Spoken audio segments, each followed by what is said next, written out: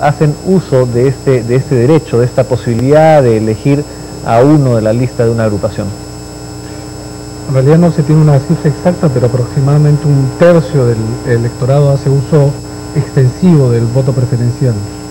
Ese tercio, ¿dónde está? ¿Quiénes votan preferencial? ¿Quiénes hacen uso del voto preferencial?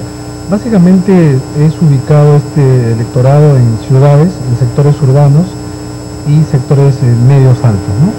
Diríamos que se trata de sectores de la población relativamente politizados, es decir, que están escuchando la política, que quieren opinar, que gente, digamos, con cierta formación, por decirlo de alguna manera.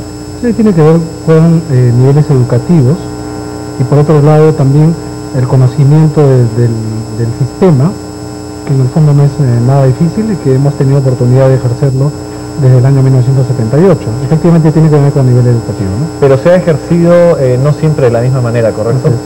En el 78, por ejemplo, ¿cómo era el voto preferencial? La primera vez que se usó fue en el año 1978, era el voto preferencial obligatorio. Uno tenía la oportunidad de elegir una de las listas y dentro de la lista era obligatorio escoger un candidato, ¿no? Un solo candidato. Un solo candidato. En 1980 no hubo voto preferencial, se restituyó en 1985, 85, 90 y en el CCE fue la última vez. Esto es un poco la historia rápida del voto preferencial. Y en todo caso, quienes hacen uso de esta posibilidad, de este derecho, logran determinar quiénes vayan al Parlamento, es decir, si la mayoría, el 70%, no hace uso de este voto preferencial, obviamente favorece el orden de la lista. ¿En qué medida quienes hacen uso de este derecho determinan la composición del Congreso? Hay un porcentaje muy importante, interesante, que podremos mostrar. No sé si acá tenemos el gráfico. Vamos a ver, voto preferencial. Ahí está. Voto preferencial y parlamento. Ahí tenemos las 4 elecciones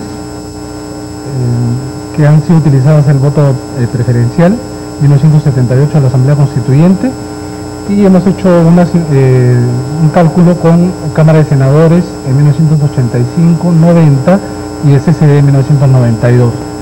En promedio es entre el 30 y el 40% de los parlamentos elegidos en estos años han sido distintos gracias al voto preferencial. Podemos decir que entonces quienes hacen uso del voto preferencial logran determinar el 30%, el tercio de la composición del Parlamento. ¿Es eso lo que me está diciendo? Así, efectivamente. Por ejemplo, en 1978, 36 congresistas ingresaron en virtud de que fueron apoyados por el voto preferencial. Es decir, que no estaban en el orden de lista cercano al número 1, pero que a pesar de ello lograron entrar al Congreso. Efectivamente, si es que no hubiera habido voto preferencial, 36 en la Asamblea Constituyente del 78 no hubieran tenido la oportunidad de estar presentes en la Asamblea Constituyente.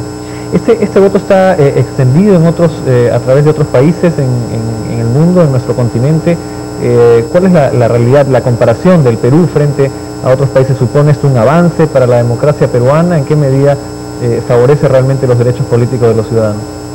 Digamos, hay 2 sistemas, ¿no? Uno que se llama el sistema de lista cerrada y bloqueada, que es la que, digamos, está puesta en práctica en casi todos los países de América Latina. Pero solamente en Perú, en Brasil, se utiliza el voto preferencial. En el primer caso, mantiene una relación mucho más directa entre el elector y el partido político, que es el que establece, digamos, el orden de las preferencias de sus candidatos. En el caso del voto preferencial, tanto en Brasil como en el Perú, asegura una relación mucho más intensa entre el elector y el candidato. Y digamos que ha tenido la posibilidad justamente de variar la composición de los parlamentos gracias a digamos, la aplicación de esta norma. Ahora, obviamente la posibilidad del voto preferencial lleva a los candidatos a hacer grandes campañas, grandes inversiones. Eso da posibilidades a quien tiene recursos. El caso de la elección de 1990 nos dio más de una lección respecto al abuso publicitario que se podía hacer en las campañas del preferencial. Eso ha cambiado, sin embargo, hoy día. Pero ha cambiado por 2 razones. Primero, habría que ubicar que la elección de 1990 efectivamente fue una elección de una sobrecarga de publicidad en los preferencial, pero básicamente centrado en el FREDEM. En el FREDEM. No tanto en el resto de partidos. Creo que allí se hizo una falsa lectura, es decir, creyeron que el voto preferencial actúa como boomerang contra aquellos que hicieron más propaganda, ¿no? ¿Usted cree que ese fue el efecto? No, esa es la lectura que hicieron algunos partidos, algunos candidatos.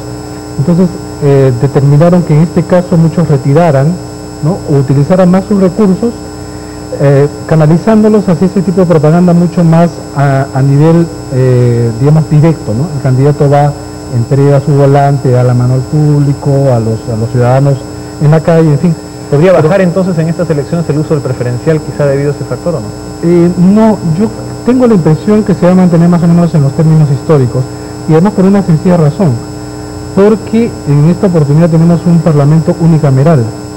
En cambio, en 1985, 1990, teníamos una boleta mucho más complicada que esta. Tenemos una boleta en la cual se permitía que uno votara por un candidato de la lista más dos preferenciales, tanto en diputados como en senadores, ¿no? ¿Se atrevería a decir usted que debido a esta menor complicación habrá una menor cantidad de votos nulos? Siempre hubo más cantidad de votos nulos y blancos en las listas parlamentarias, mucho menor que en las listas presidenciales, que siempre es mucho más sencillo. En esta oportunidad más sencillo aún, teniendo en cuenta la foto.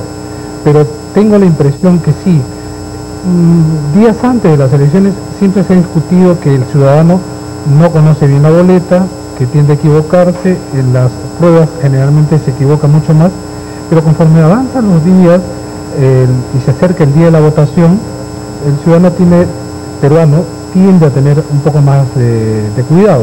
En tal virtud, el voto preferencial nunca ha originado un nivel de votación anulada tan alta que pudiéramos, digamos, señalar que es perjudicial tanto para el tipo de votación como para el propio sistema electoral peruano, ¿no? En todo caso es un derecho, una posibilidad que se puede hacer uso, de la que se puede hacer uso. Vamos a seguir conversando, si me permite, vamos a una pausa y regresamos. Regresamos en Democracia 95 inmediatamente después de estos mensajes.